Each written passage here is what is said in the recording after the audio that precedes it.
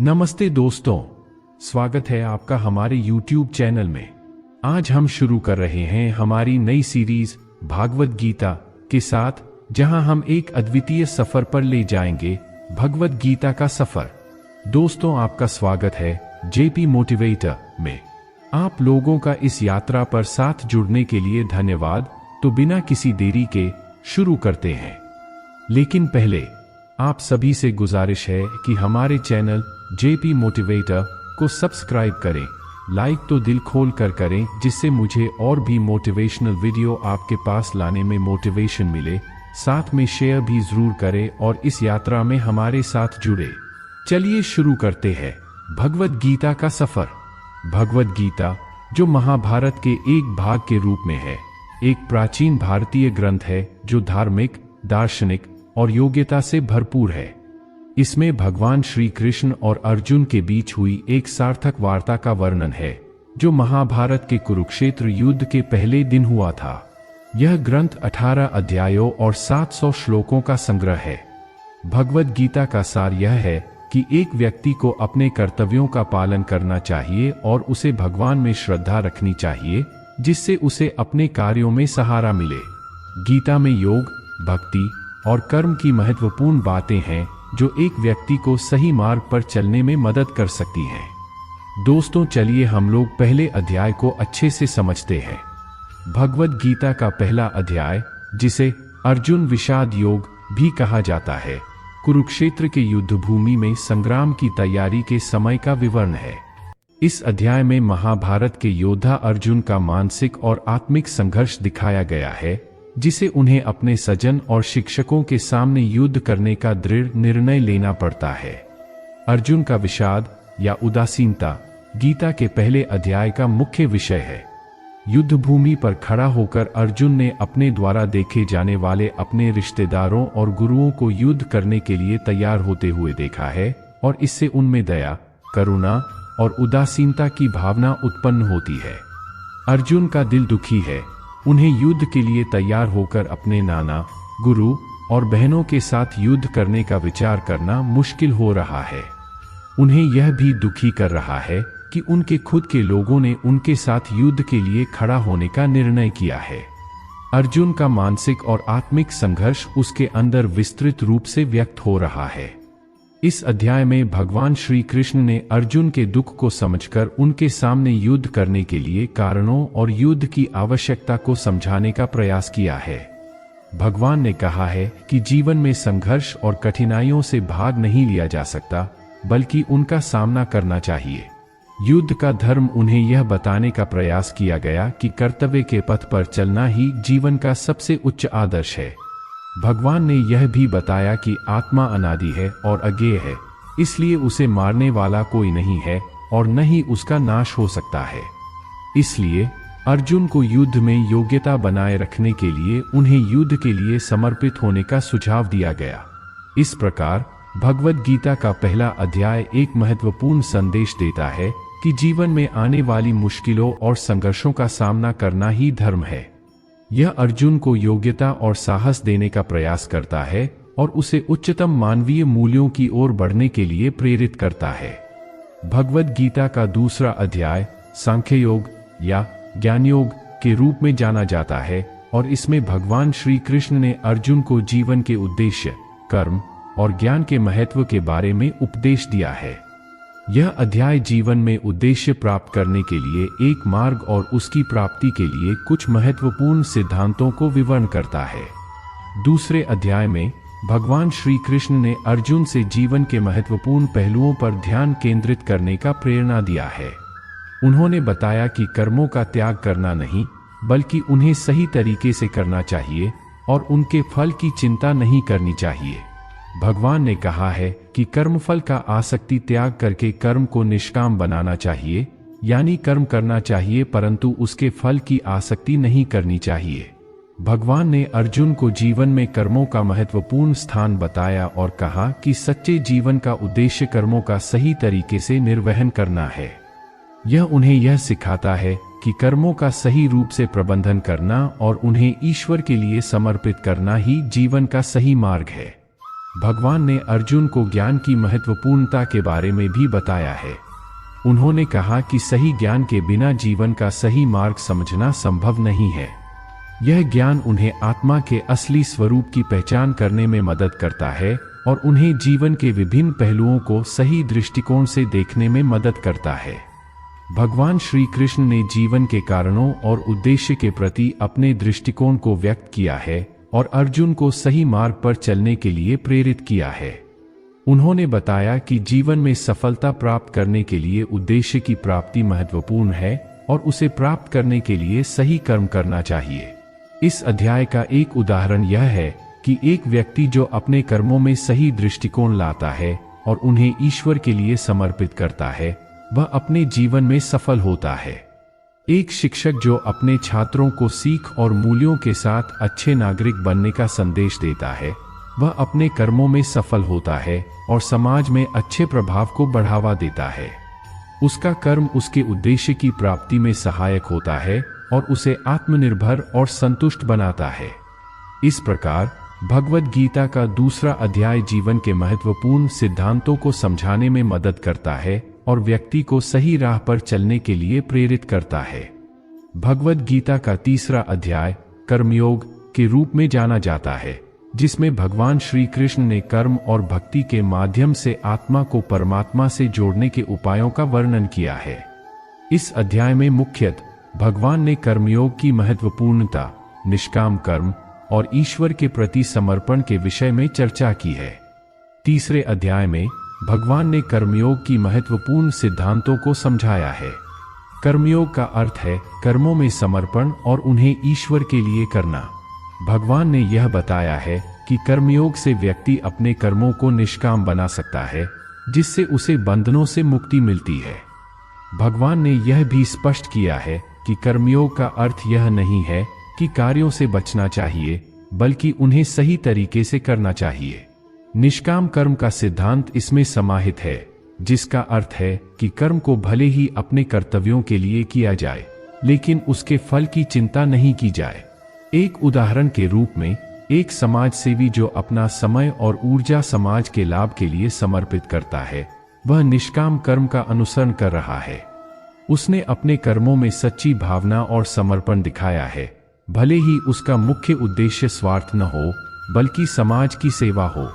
इससे वह अपनी आत्मा को आत्मा से जोड़ने का एक माध्यम बनाता है और उसे आत्मा के अद्वितीयता की अनुभूति होती है। तीसरे अध्याय में भगवान ने कर्मयोग के माध्यम से साधक को ईश्वर के साथ एकात्मता में पहुंचने का मार्ग दिखाया है। उन्होंने यह भी बताया है कि कर्मयोग से साधक अपने मन को निग्रहण करता है और कर्मों में समर्पित होकर आत्मा को पाने में सफल हो सकता है। इस अध्याय में भगवान श्री कृष्ण ने यह भी बताया है कि कर्मयोगी अपने कर्मों को भगवान के लिए समर्पित करता है, जिससे उसे अपने कर्मों के माध्यम से आत्मा का साक्षात्कार होता है। इससे उसे मोह, आसक्ति और कर्म बंधन से मुक्ति मिलती है। सारांशक रूप से भगवद गीता का तीसरा अध्याय कर्मयोग के माध्यम से आत्मा के अद्वितीयता की प्राप्ति के लिए सही दिशा दिखाता है।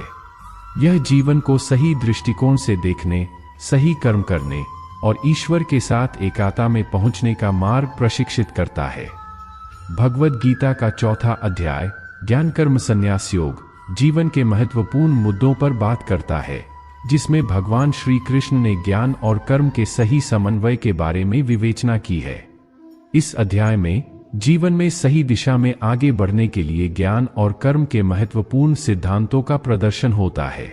चौथे अध्याय में भगवान ने यह बताया है कि ज्ञान और कर्म दोनों ही एक दूसरे के सहारे बिना अधूरे हैं।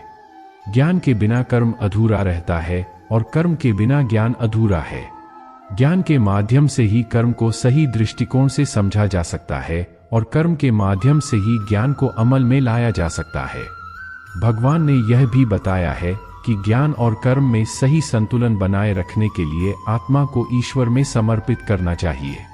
जब व्यक्ति अपने कर्मों को भगवान के लिए करता है और उन्हें ईश्वर के समर्पण में करता है, तो उसे कर्मयोगी बनाने में सफलता मिलती है। चौथे अध्याय का एक उदाहरण यह है कि एक व्यापारी जो अपना व्यापार ईमानदारी से चलाता है और अपने कर्मों में निष्काम भावना बनाए रखता है, वह एक कर्मयोगी हो सकता है। उसका मुख्य उद्देश्य धन कमाने के साथ साथ समाज के लाभ के लिए योजनाएं बनाना है।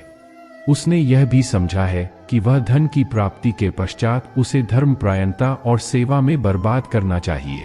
इससे उसके कर्मों में उदारता, ईमानदारी और सेवा भाव की भावना बनी रहती है। उसका कर्म निष्काम रहता है क्योंकि उसे फल की चिंता नहीं होती, बल्कि उसका मुख्य ध्यान समाज की सेवा में रहता है। इस प्रकार वह अपने कर्मों के माध्यम से आत्मा को परमात्मा से जोड़ता है और उच्चतम आदर्शों का पालन करता है। चौथे अध्याय में भगवान ने ज्ञान और कर्म के सही समन्वय का मार्ग दिखाया है। उन्होंने बताया है कि सही ज्ञान के माध्यम से कर्म को सही रूप से किया जा सकता है और कर्म के माध्यम से ज्ञान को अमल में लाया जा सकता है। इससे व्यक्ति अपने जीवन को सही दिशा में प्रकट कर सकता है और आत्मा के मुक्ति की प्राप्ति की दिशा में आगे बढ़ सकता है। भगवद गीता का 5वां अध्याय कर्म संन्यास योग, मोक्ष और संसार से मुक्ति के मार्ग को समझाने में समर्थ है।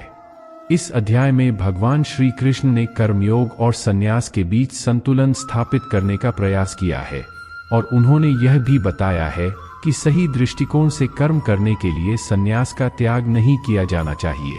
5वें अध्याय में भगवान ने स्पष्ट रूप से बताया है कि संसार से मुक्ति प्राप्त करने का सही मार्ग कर्मयोग है, जिसका अर्थ है कर्मों में समर्पण रखना और उनके फलों की आसक्ति त्यागना।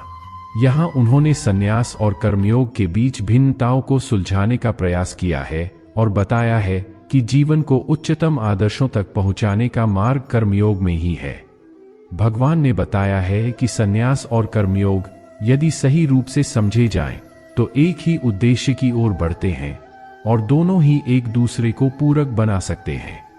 यदि व्यक्ति संसार में कर्म करने का उत्साह रखता है और उसे निष्काम भाव से करता है, तो वह सन्यासी की तरह ही समर्थ हो सकता है। इसे समझाने के लिए हम एक उदाहरण पर ध्यान केंद्रित कर सकते हैं। एक व्यक्ति जो वृत्ति रूप से एक कारखाने वाला होता है, वह अपने कारखाने को बड़ा और सफल बनाने के लिए प्रतिबद्ध रहता है। उसने एक दिन अपने कर्मों में निष्काम भावना और ईश्वर के प्रति समर्पण का निर्णय किया। उसने यह समझा कि अगर वह अपने कारखाने को सिर्फ धन कमाई के लिए नहीं, बल्कि समाज के लाभ के लिए भी चलाएगा, तो उसका कर्म सही मार्ग में होगा। उसने यह भी समझा कि उसे कर्मफल की चिंता नहीं करनी चाहिए, क्योंकि फल का अधिकार केवल ईश्वर का है। उसने अपने कार्यों को निष्काम रूप से करना शुरू किया और उन्हें भगवान के सामर्थ्य में समर्पित किया। इसके परिणाम स्वरूप उसका कारखाना न केवल आर्थिक दृष्टि से सफल हुआ, बल्कि समाज में उपयोगी सामग्री उत्पन्न होने के साथ साथ उसने अपने कर्मों के माध्यम से आत्मा को आत्मा से जोड़ने का भी अनुभव किया। उसका उदार कार्य क्षेत्र ने समाज में सद्गुण हेतु सहायक सिद्ध किया और उसका आत्मा संसार से मुक्त होकर ईश्वर के साथ एकात्मता में पहुंच गई। इस प्रकार भगवद गीता के 5वें अध्याय ने हमें यह सिखाया है कि सही दृष्टिकोण और सही भावना के साथ कर्म करने से ही जीवन को सही दिशा में पहुंचाया जा सकता है और संसार से मुक्ति प्राप्त हो सकती है। भगवद गीता का 6वां अध्याय आत्मसंयम योग, आत्मनिग्रह और इंद्रियों के वशीकरण के माध्यम से आत्मा को प्राप्त करने के लिए एक साधक को मार्गदर्शन करता है। इस अध्याय में भगवान श्री कृष्ण ने आत्मसंयम के महत्वपूर्ण सिद्धांतों को समझाया है और इंद्रियों की निग्रह के माध्यम से मन को शांति में लाने के लिए कुछ आचार्यों की कथाएं बताई हैं। 6ठे अध्याय में भगवान ने आत्मसंयम के महत्वपूर्ण तत्वों पर जोर दिया है। आत्मसंयम का अर्थ है अपने मन, इंद्रियों और शरीर को निग्रहित करना ताकि आत्मा को अपनी अद्वितीयता में पहचाना जा सके। यहाँ भगवान ने इंद्रियों के वशीकरण और मन के निग्रह के माध्यम से आत्मा के प्राप्ति की महत्वपूर्णता को बताया है। आत्मसंयम में सफलता प्राप्त करने का एक उदाहरण लेते हैं। एक योगी जो अपने जीवन में आत्मसंयम की प्राप्ति करना चाहता है, वह अपने दिनचर्या में योग और ध्यान का समय निर्धारित करता है। उसने अपने इंद्रियों को वश में करने के लिए नियमित रूप से ध्यान और योगाभ्यास किया है। उसने भोजन को संयमित रखा और अपने मन को विचारशीलता और ध्यान के माध्यम से निग्रहित किया। इस प्रकार उसने अपनी इंद्रियों को नियंत्रित करने और मन को शांति में लाने के लिए आत्मसंयम प्राप्त किया।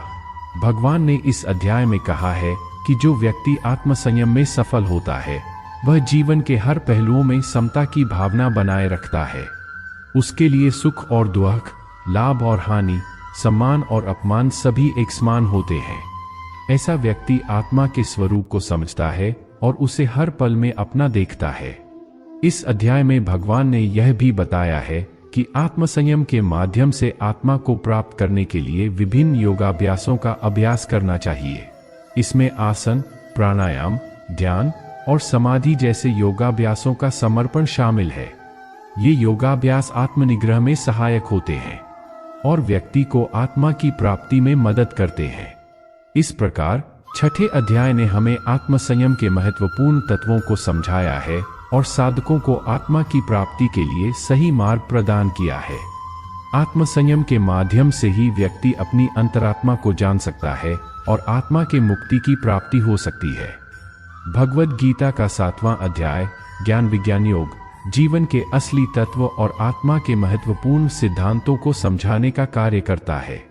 इस अध्याय में भगवान श्री कृष्ण ने संसार के विषय में साक्षात्कार के माध्यम से आत्मा की अद्वितीयता का बोध कराया है और सच्चे ज्ञान की प्राप्ति के लिए कुछ मार्गदर्शन दिया है। 7वें अध्याय में भगवान ने जीवन के मूल तत्वों को समझाने के लिए एक अलग दृष्टिकोण प्रस्तुत किया है, जिसमें सत्य, असत्य और जीवन की अनित्यता की बातें बताई गई हैं। इस अध्याय का सबसे महत्वपूर्ण भाग सत्य के आवश्यकता की चर्चा है। भगवान कहते हैं कि सत्य को जानकर ही व्यक्ति अद्वितीय आत्मा को समझ सकता है। यहाँ एक उदाहरण के माध्यम से सत्य की अद्वितीयता को समझने का प्रयास करते हैं। एक गुरुकुल में पढ़ाई कर रहे एक छात्र ने गुरु से सत्य के बारे में सोचने को कहा। गुरु ने उससे कहा, तुम इस पेड़ को छोड़कर कहीं भी जाओ और एक मिट्टी का टुकड़ा लेकर आओ। छात्र ने गुरु की आज्ञा का पालन करते हुए मिट्टी का टुकड़ा लेकर आया। गुरु ने उससे कहा, अब इस मिट्टी को पूरे जगह फैला दो। छात्र ने मिट्टी को फैला दिया, लेकिन गुरु ने फिर कहा, अब इसे पुनः इस पेड़ के पास ले आओ। छात्र ने मिट्टी को लेकर पुनः पेड़ के पास आया। गुरु ने पूछा, क्या तुमने किसी बदलाव को महसूस किया? छात्र ने कहा, नहीं गुरुजी, कोई बदलाव नहीं हुआ। गुरु ने हंसते हुए कहा, वैसे ही जैसे तुमने मिट्टी को इस पेड़ से दूर ले जाने का प्रयास किया और फिर वही मिट्टी इसी पेड़ के पास लौट आई, वैसे ही आत्मा भी जीवन के सारे रूपों में एक ही रहती है। तुम्हें उसे समझने के लिए अपनी दृष्टि को बदलने की आवश्यकता है। यह उदाहरण दिखाता है कि सत्य एक ही है, वहां कुछ भी बदलाव नहीं होता है, सिर्फ हमारी दृष्टि का परिवर्तन होता है। इस रूप में सत्य का अनुभव करने के लिए हमें अपनी दृष्टिकोण को बदलना पड़ता है। इस अध्याय में भगवान ने जीवन की अनित्यता की बात की है और समझाया है कि यह दुनिया समस्त परिवर्तनशील है और सब कुछ अस्थायी है। इसलिए यह जीवन को समझने के लिए अनित्य और अशाश्वत के रूप में देखा जाना चाहिए। इस प्रकार 7वें अध्याय ने हमें आत्मा के सत्य और जीवन की अनित्यता के महत्वपूर्ण सिद्धांतों को समझाया है और एक उदाहरण के माध्यम से सत्य के अद्वितीयता को स्पष्ट किया है। भगवद गीता का 8वां अध्याय अक्षर ब्रह्म योग नामक है, जिसमें भगवान श्री कृष्ण ने अक्षर ब्रह्म और भक्ति के माध्यम से ईश्वर की प्राप्ति के लिए मार्गदर्शन किया है। इस अध्याय में ज्ञान, भक्ति और कर्म के संबंध में महत्वपूर्ण बातें बताई गई हैं, जो एक व्यक्ति को आत्मा के साक्षात्कार तक पहुंचने में मदद करती हैं। इस अध्याय का आरंभ भगवान के वचनों से होता है, जिनमें वह अपनी अद्वितीय और अविनाशी स्वभाव की बातें बताते हैं। उन्होंने अक्षर ब्रह्म के रूप में अपने को प्रकट किया है और बताया है कि जो व्यक्ति इस अक्षर ब्रह्म को समझता है वह मोक्ष को प्राप्त होता है। भगवान ने ज्ञान की महत्वपूर्णता पर बल दिया है और बताया है कि ज्ञान के माध्यम से ही मनुष्य अपनी आत्मा को समझ सकता है। यहाँ एक उदाहरण देखते हैं जो ज्ञान के महत्व को समझाता है। एक व्यक्ति ने अपने गुरु से पूछा, गुरुजी, हमारे पास सभी भौतिक अवस्थाएं होती हैं, लेकिन हम इसे कैसे समझें कि कौन हम हैं और यह जगह क्या है? गुरु ने उसे एक बिना कोई परिवर्तन की स्थिति की ओर पॉइंट करते हुए कहा, देखो, तुम एक ऊंचे पहाड़ की शिखर पर खड़े हो और सारे दिशाओं में तुम्हारी दृष्टि फैली हुई है। तुम जो कुछ भी देख रहे हो वह सभी अवस्थाएं तुम्हारे सामने हैं, लेकिन तुम अपनी ऊंचाई से सभी को देख रहे हो। इसी तरह तुम अपनी आत्मा को जान सकते हो जो सभी अवस्थाओं के पार है। यह उदाहरण दिखाता है कि ज्ञान के माध्यम से ही व्यक्ति अपनी आत्मा को समझ सकता है और अपने असली स्वरूप को पहचान सकता है। भगवान ने इस अध्याय में भक्ति की महत्वपूर्ण बातें भी सिखाई हैं। वह बताते हैं कि जो व्यक्ति श्रद्धा और भक्ति के साथ ईश्वर की उपासना करता है वह भी मोक्ष को प्राप्त हो सकता है। भक्ति अपने आत्मा को परमात्मा के साथ मिलाने का माध्यम है और यह एक व्यक्ति को सच्चे धर्म की प्राप्ति में मदद करती है। इस अध्याय के माध्यम से भगवान ने ज्ञान, भक्ति और कर्म के मेलजोल का मार्गदर्शन किया है और यह दिखाया है कि इन तीनों के संबंध में सही समंजन के माध्यम से व्यक्ति अपने अद्वितीय आत्मा को पहचान सकता है और ईश्वर की प्राप्ति की ओर बढ़ सकता है। भगवद गीता का 9वां अध्याय राजविद्याराज गुह्य योग या राजविद्याराज गुह्य योग कहलाता है, जिसमें भगवान ने भक्ति, सर्वशक्तिमान ईश्वर के प्रति निष्ठा और देवी शक्ति के माध्यम से भक्ति का महत्व बताया है। इस अध्याय में भगवान की वाणी से निकले विचार, उपदेश और आदर्श भक्त का चित्रण है जो जीवन को आदर्श दिशा में पहुंचाने का कारण बनता है। इस अध्याय की शुरुआत भगवान श्री कृष्ण के विश्वरूप का दर्शन से होती है, जिससे अर्जुन को भयभीत होकर अपनी अनन्य भक्ति का अभ्यास जारी रखने का आदमय आदर्श प्राप्त होता है। इस अध्याय में भगवान का विराट रूप, जिसमें संपूर्ण ब्रह्मांड का दर्शन होता है, अर्जुन को प्रदर्शित होता है और उसे यह बोध होता है कि सभी जीव ईश्वर के अंश हैं। भगवान श्री कृष्ण ने इस अध्याय में भक्ति की महत्वपूर्ण बातें सिखाई हैं। भक्ति का अर्थ है सर्वशक्तिमान ईश्वर के प्रति पूर्ण समर्पण और प्रेम के साथ आस्था रखना। भगवान का स्वरूप और महत्व को समझने के लिए भक्ति का अभ्यास करना अत्यंत महत्वपूर्ण है। एक उदाहरण के माध्यम से इस बात को समझते हैं। एक साधक ने अपने गुरु से पूछा, गुरुजी, मुझे ईश्वर में पूर्ण समर्पण कैसे प्राप्त करना चाहिए? गुरु ने उसे एक फूल की पूंजी दिखाई और कहा, तुम इस फूल की पूंजी को देख रहे हो, इसमें सुंदरता, गंध और रस है। अब तुम इसे तोड़ने का प्रयास करो। साधक ने कई बार प्रयास किया, लेकिन फूल नहीं टूटा। गुरु ने हंसते हुए कहा, देखो, जब तुम पूरी ईमानदारी से और पूर्ण भक्ति के साथ समर्पण के साथ ईश्वर में अपना मन और आत्मा समर्पित करोगे, तब तुम्हारा समर्पण ईश्वर तक पहुंचेगा, जैसे यह फूल मेरे सामने स्थिर रहता है। भगवान ने भक्ति के माध्यम से सच्चे परमात्मा की प्राप्ति का मार्ग दिखाया है और यह बताया है कि ईश्वर में पूर्ण समर्पण करने से ही मोक्ष की प्राप्ति हो सकती है। इस अध्याय में भगवान ने देवी शक्ति की महत्वपूर्ण बातें भी बताई हैं। उन्होंने कहा है कि जो भक्त श्रद्धा और भक्ति से देवी की पूजा करता है, उसे भगवान की कृपा प्राप्त होती है और वह अपने जीवन को सच्चे धर्म में जीने की क्षमता प्राप्त करता है। इस प्रकार 9वां अध्याय ने भक्ति, ईश्वर में पूर्ण समर्पण और देवी शक्ति के माध्यम से सच्चे धर्म की प्राप्ति के लिए मार्गदर्शन किया है। यह अध्याय भक्ति मार्ग को आत्मनिवेदन और समर्पण के साथ चलने का आदमय उदाहरण प्रदान करता है और व्यक्ति को आत्मा के साक्षात्कार की प्राप्ति में मदद करता है। भगवद गीता का 10वां अध्याय विभूति योग या दिव्य विभूति योग कहा जाता है, जिसमें भगवान ने अपनी विभूतियों के माध्यम से अपना विश्वरूप दिखाया है और उनकी अनंत करुणा और दया का वर्णन किया है। इस अध्याय के माध्यम से भगवान का परम शक्तिमान रूप और उनकी अद्भुत विभूतियां जो कि संपूर्ण ब्रह्मांड को व्याप्त करने वाली हैं, का बखान किया गया है। 10वें अध्याय की शुरुआत भगवान श्री कृष्ण के विश्वरूप के दर्शन से होती है, जो अर्जुन को विस्मित करता है और उसके चित्त को दिव्य भावना से भर देता है। भगवान के इस दिव्य रूप को देखकर अर्जुन को भी अपने स्वयं के सार्थक्य का आदर्श प्राप्त होता है और उसे यह ज्ञात होता है कि भगवान का रूप संपूर्ण ब्रह्मांड का सृष्टिकर्ता, संहारक और पालक है। इस अध्याय में भगवान की विभूतियों का विस्तार किया गया है, जिनमें वहां के देवता, ऋषियों, यज्ञों और अन्य वस्तुओं का समर्पण किया गया है।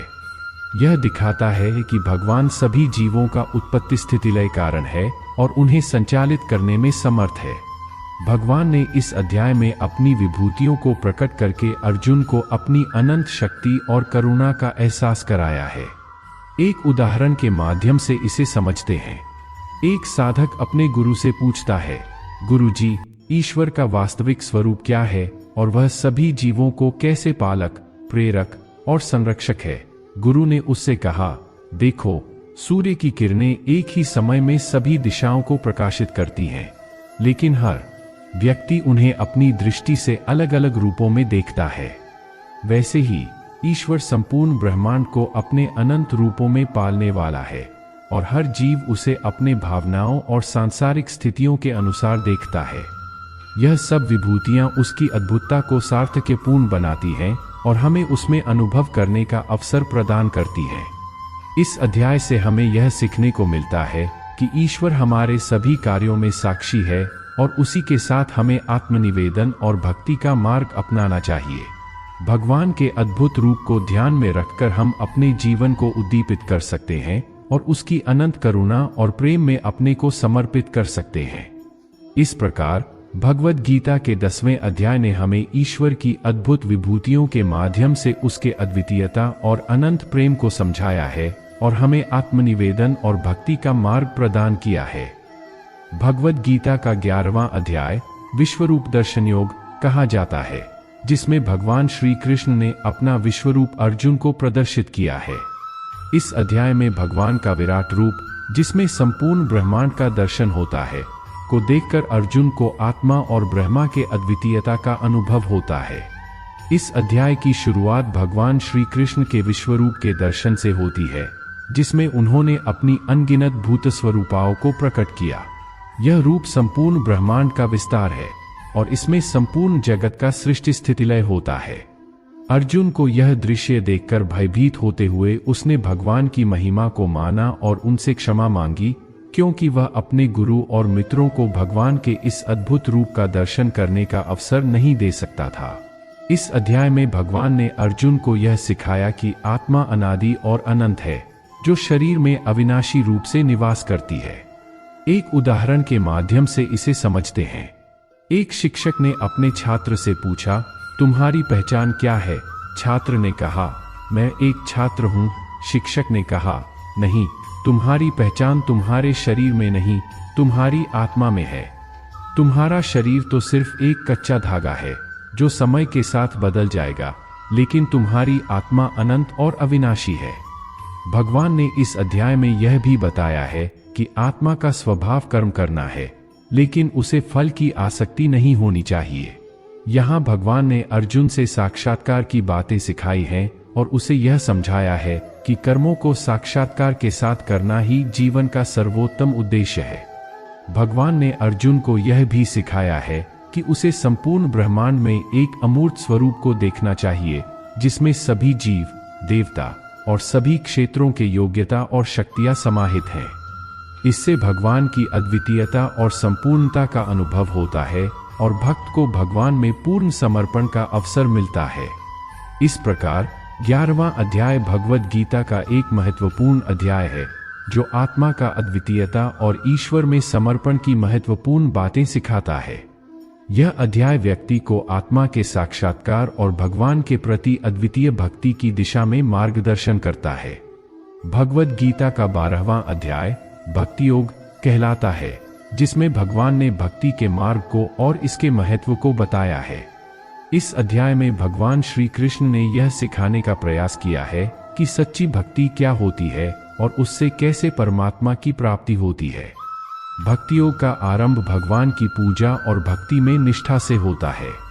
यहाँ भगवान ने कहा है कि जो भक्त श्रद्धा और प्रेम से भगवान की पूजा करता है, वह उसके पास पहुँचता है और उसे अपनी कृपा से आत्मा का साक्षात्कार होता है। एक उदाहरण के माध्यम से इस बात को समझते हैं। एक भक्त ने रोज सुबह एक सुंदर मंदिर में भगवान की पूजा करना अपना आदत बना रखा था। वह नियमित रूप से पूजा के लिए समय निकालता और पूजा में पूरा मन लगा देता। एक दिन उसने अपने मन से पूजा करने का निश्चय किया कि इस बार वह पूजा को और भी दिल से करेगा। जब वह पूजा में अपना संपूर्ण मन लगाकर भगवान की उपासना करने लगा, तो उसका दिल आनंद से भर गया और वह भगवान के साथ अद्वितीयता महसूस करने लगा। इस घड़ी में उसने अपने आत्मा का साक्षात्कार किया और उसे अपने ईश्वर से एक रूप में जुड़ा हुआ महसूस हुआ। यह उसके लिए एक अद्वितीय और प्रेमपूर्ण अनुभव था।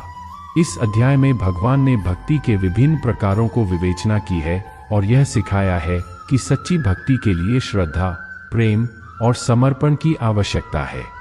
भगवान कहते हैं कि जो भक्त सब कुछ हासिल करने की इच्छा रखता है, उसे अपने आत्मा की प्राप्ति के लिए समर्थता और शक्ति मिलती है। भगवान ने इस अध्याय में भक्ति की अद्भुत गुणों का वर्णन किया है और यह बताया है कि एक सच्चे भक्त का मन सदा ही भगवान की ओर लगा रहता है। उसका संपूर्ण जीवन भगवान के लिए समर्पित होता है और वह अपने कर्मों को भगवान के सेवानिवृत्ति के रूप में करता है। इस प्रकार 12वां अध्याय हमें भक्ति के महत्वपूर्ण सिद्धांतों को समझाता है और यह दिखाता है कि सच्ची भक्ति के माध्यम से ही परमात्मा की प्राप्ति हो सकती है। यह अध्याय भक्ति मार्ग की महत्वपूर्ण बातें सिखाकर हमें अपने जीवन को धार्मिकता और भक्ति की दिशा में मोड़ने का प्रेरणा देता है। भगवद गीता का 13वां अध्याय क्षेत्र क्षेत्रज्ञ विभाग योग कहलाता है, जिसमें भगवान ने क्षेत्र और क्षेत्रज्ञ के विभाग का विवेचन किया है। इस अध्याय में भगवान ने जीवात्मा और परमात्मा के बीच के अंतर को समझाने का प्रयास किया है और इसे विवेचना के माध्यम से स्पष्ट करने का प्रयत्न किया है। क्षेत्र क्षेत्रज्ञ विभाग योग का आरंभ भगवान के वचनों के माध्यम से होता है, जिनमें वे भूतों, जीवों और प्रकृति के संबंध में बताते हैं। भगवान श्री कृष्ण ने कहा है कि यह शरीर क्षेत्र है और जो शरीर का अंत करने वाला है वह क्षेत्रज्ञ कहलाता है। यहाँ क्षेत्र का मतलब है शरीर और क्षेत्रज्ञ का मतलब आत्मा है। एक उदाहरण के माध्यम से इसे समझते हैं। एक व्यक्ति अपनी खेती के लिए एक खेत में काम कर रहा है। उसने खेत को अच्छे से तैयार किया है, बीज बोए हैं और पौधों का सही से ध्यान रखा है। खेत के सभी ऊपरी और निचले परिसरों को वह ध्यानपूर्वक देखता है और उन्हें अच्छे से संरक्षित रखने का प्रयास करता है। इसके बावजूद वह अपने आत्मा के साक्षात्कार के लिए समर्पित है और उसकी उच्च स्थिति से प्रेरित होकर वह सभी कार्यों को नियमित रूप से करता है।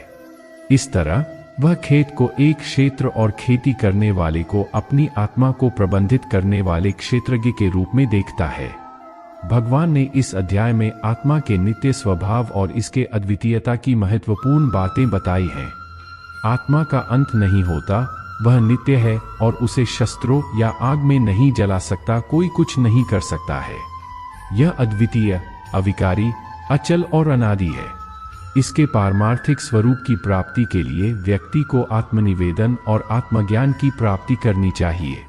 भगवान ने इस अध्याय में जीवात्मा की स्वभाव और इसके संबंध में विवेचना की है। वे कहते हैं कि जीवात्मा इस शरीर में आत्मा के रूप में विराजमान है और इसके सभी कर्म और अनुभव उसी से होते हैं। इसके साथ ही जीवात्मा को परमात्मा के साथ एकता में प्राप्त करने के लिए भक्ति और ध्यान का मार्ग बताया गया है। इस प्रकार 13वां अध्याय हमें आत्मा और शरीर के बीच के अंतर को समझाने का प्रयास करता है और यह सिखाता है कि आत्मा अद्वितीय, अनंत और अविनाशी है। यह अध्याय आत्मनिवेदन और साक्षात्कार की दिशा में हमें मार्गदर्शन करता है और भक्ति और ध्यान के माध्यम से परमात्मा के साथ एकात्मता में पहुंचने की महत्वपूर्ण बातें सिखाता है। भगवद गीता का 14वां अध्याय श्रद्धात्रय विभाग योग कहलाता है, जिसमें भगवान श्री कृष्ण ने श्रद्धा, भक्ति और निष्ठा की महत्वपूर्ण बातें बताई हैं। इस अध्याय में भगवान ने श्रद्धा के विभिन्न प्रकारों को और इसके महत्व को विवेचना की है। श्रद्धात्रय विभाग योग का आरंभ भगवान के वचनों से होता है, जहां उन्होंने श्रद्धा का विभाजन किया है। श्रद्धा का मतलब होता है आत्मा को परमात्मा में पूर्ण समर्पण करना और उसके प्रति अनन्य भक्ति रखना। भगवान ने यहाँ 3 प्रकार की श्रद्धा की बात की है: सात्विक, राजसिक और तामसिक। सात्विक श्रद्धा वाले व्यक्ति अपने कर्तव्यों का निर्वाह करने में समर्थ और समर्पित रहते हैं। राजसिक श्रद्धा वाले व्यक्ति फल की प्राप्ति के लिए कर्म करते हैं और तामसिक श्रद्धा वाले व्यक्ति अपने कर्मों में आलस्य करते हैं और शास्त्रों का अनुसरण नहीं करते। इसके बाद भगवान ने भक्ति की बात की है, जो सात्विक, राजसिक और तामसिक भक्ति के रूप में विभाजित होती है। सात्विक भक्ति में भक्त ईश्वर के प्रति पूर्ण समर्पण रखता है। राजसिक भक्ति में फल की प्राप्ति के लिए भक्ति करता है और तामसिक भक्ति में भक्त ईश्वर के प्रति अकेलापन और अपने इच्छाओं की पूर्ति के लिए भक्ति करता है। एक उदाहरण के माध्यम से इसे समझते हैं। एक सात्विक भक्त जो निस्वार्थ भाव से भगवान की पूजा करता है, वह अपने कर्तव्यों का पालन करता है और अन्यों के प्रति करुणा और दया भाव रखता है। राजसिक भक्त जो फल की प्राप्ति के लिए पूजा करता है, वह ईश्वर से कुछ मांगता है और उसे मिलने पर ही भक्ति रखता है। तामसिक भक्त जो अपने स्वार्थ के लिए भगवान की पूजा करता है, वह अपने इच्छाओं की पूर्ति के लिए ईश्वर की उपासना करता है, लेकिन उसकी भक्ति में आत्मग्लानि नहीं होती। अंत में भगवान ने निष्ठा की महत्वपूर्णता की बात की है। निष्ठा यानी स्थिर और प्रतिबद्ध भक्ति सब प्रकार की श्रद्धा और भक्ति की श्रेष्ठता है। निष्ठायुक्त भक्त को ईश्वर में पूर्ण विश्वास होता है और वह सभी परिस्थितियों में समान भाव से रहता है। उसकी भक्ति में अनन्यता होती है और वह ईश्वर के साथ सच्ची समर्पण भावना रखता है। इस प्रकार 14वां अध्याय हमें श्रद्धा, भक्ति और निष्ठा के माध्यम से साधने वाले धार्मिक और ईश्वरीय मूल्यों की महत्वपूर्णता को समझाता है। यह अध्याय हमें सच्चे भक्ति के लक्षण और उसके फलों की महत्वपूर्ण बातें सिखाता है, जो व्यक्ति को आत्मा के साक्षात्कार में पहुंचा सकता है।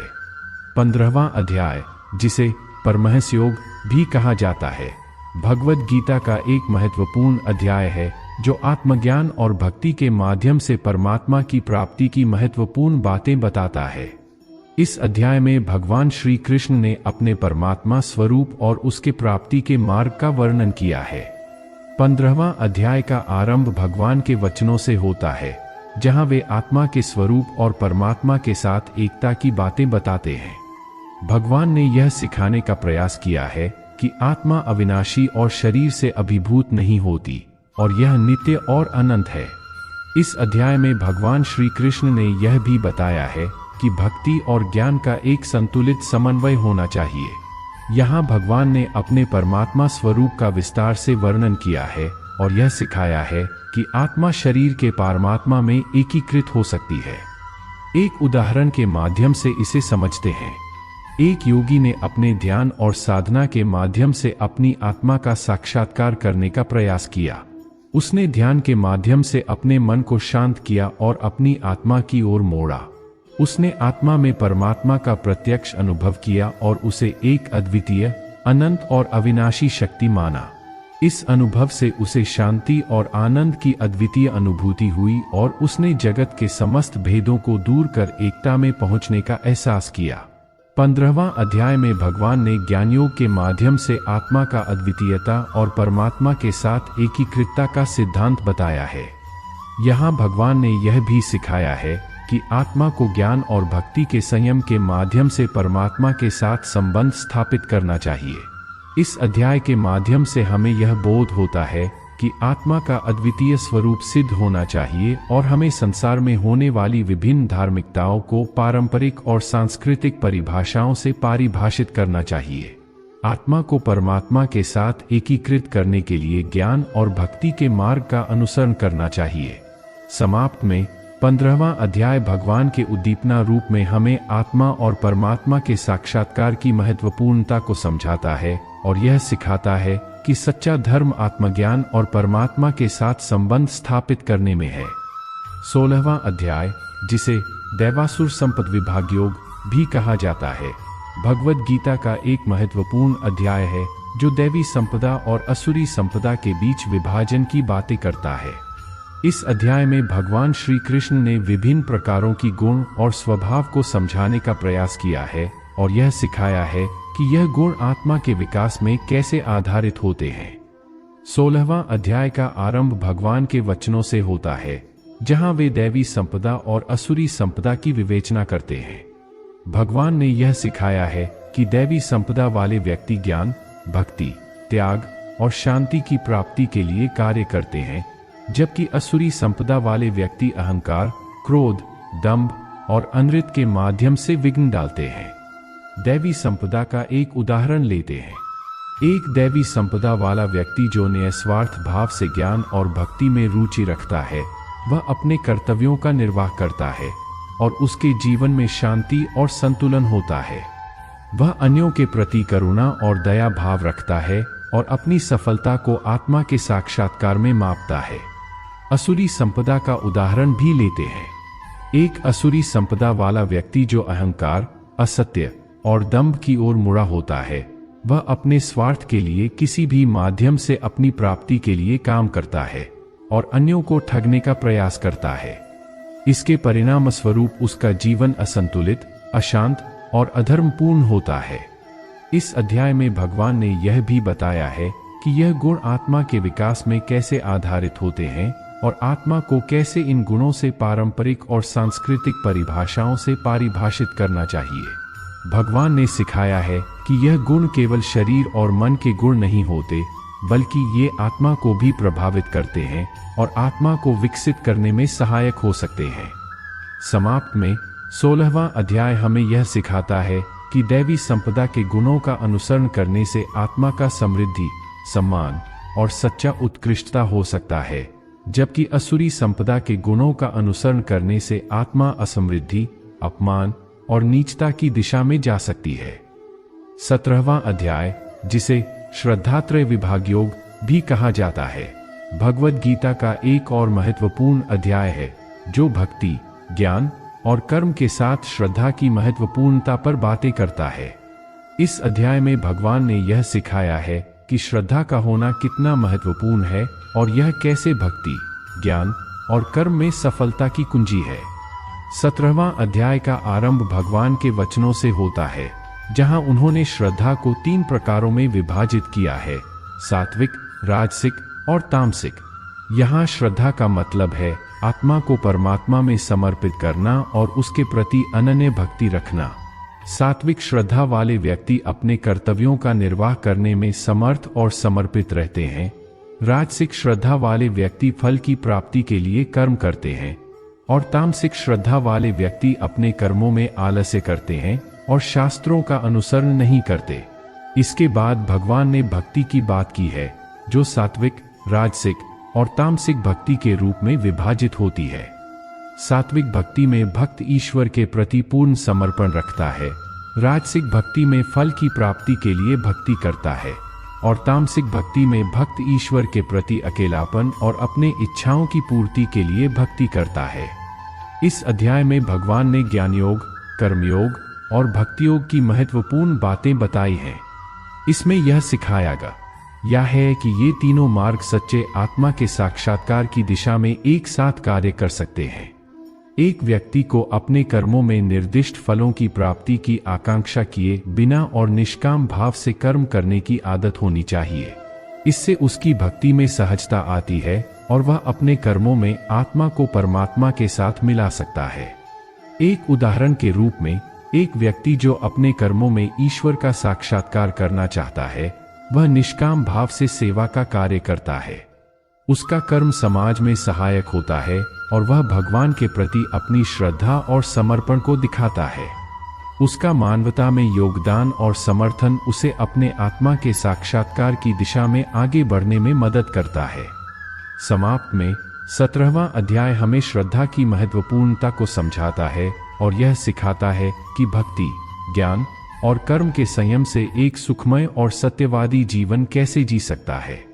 18वां अध्याय, जिसे दैवासुर संपद विभाग योग भी कहा जाता है, भगवद गीता का एक महत्वपूर्ण अध्याय है जो मन, बुद्धि और आत्मा की विचारशीलता, संयम और निग्रह की बातें करता है।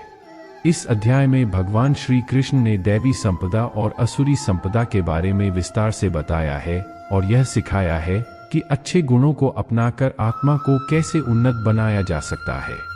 अध्याय का आरंभ भगवान के वचनों से होता है, जहां उन्होंने दैवी संपदा और असुरी संपदा की विवेचना की है। इस अध्याय में दैवी संपदा का वर्णन भगवान के अनुग्रह से होता है, जिसमें सत्य, तपस्या, दान, अहिंसा, क्षमा और आत्मसमर्पण जैसे गुणों का समाहार किया गया है। ये गुण आत्मा के विकास में सहायक होते हैं और उसे आत्मा के साक्षात्कार की दिशा में आगे बढ़ने में मदद करते हैं।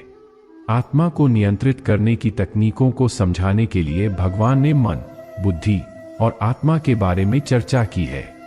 वह बताते हैं कि मन को संयमित करने के लिए व्यक्ति को प्रतिदिन ध्यान और धारणा का अभ्यास करना चाहिए। बुद्धि को संयमित करने के लिए योग और ध्यान की अभ्यास विशेष रूप से कारगर होते हैं। आत्मा को समझने के लिए व्यक्ति को अपने आत्मसमर्पण के माध्यम से परमात्मा से जुड़ा रहना चाहिए। इस अध्याय की एक महत्वपूर्ण सीख है कि भक्ति, ज्ञान और कर्म में समर्थ विकास का माध्यम मिलता है। भगवान ने यह बताया है कि इन तीनों को सही संयोजन के साथ किया जाए तो व्यक्ति आत्मा के साक्षात्कार में सफल हो सकता है। यह सिखाता है कि कर्मयोग, ज्ञान योग और भक्ति योग को एक संतुलित तरीके से अपनाकर व्यक्ति अपने आत्मा के साथ परमात्मा के साक्षात्कार में सफल हो सकता है। इस अध्याय का सिद्धांत यह है कि आत्मा को अच्छे गुणों का संचय करना चाहिए ताकि उसे अपने विकास की दिशा में सही राह मिल सके। यह बताता है कि सच्ची आत्मिक उन्नति के लिए आत्मा को संयमित और नीतिपूर्वक कार्य करना चाहिए, जिससे उसे आत्मा के अद्वितीयता का अनुभव हो सके। एक उदाहरण के रूप में, एक व्यक्ति जो सच्ची आत्मिक उन्नति का मार्ग अपनाता है, वह नियमित योग और ध्यान का अभ्यास करता है। उसने अपने मन को संयमित रखने के लिए योग और ध्यान का सही तरीके से अभ्यास किया है और वह अपने कर्मों में निष्काम भाव से कार्य करता है। इससे उसका मानवता में योगदान और समर्थन उसे अपने आत्मा के साक्षात्कार की दिशा में आगे बढ़ने में मदद करता है। समाप्त में 18वां अध्याय आत्मा के उद्दीपना रूप में विचारशीलता, संयम और निग्रह की महत्वपूर्णता को समझाता है और यह सिखाता है कि यह गुण आत्मा को उसके विकास में कैसे सहायक हो सकते हैं।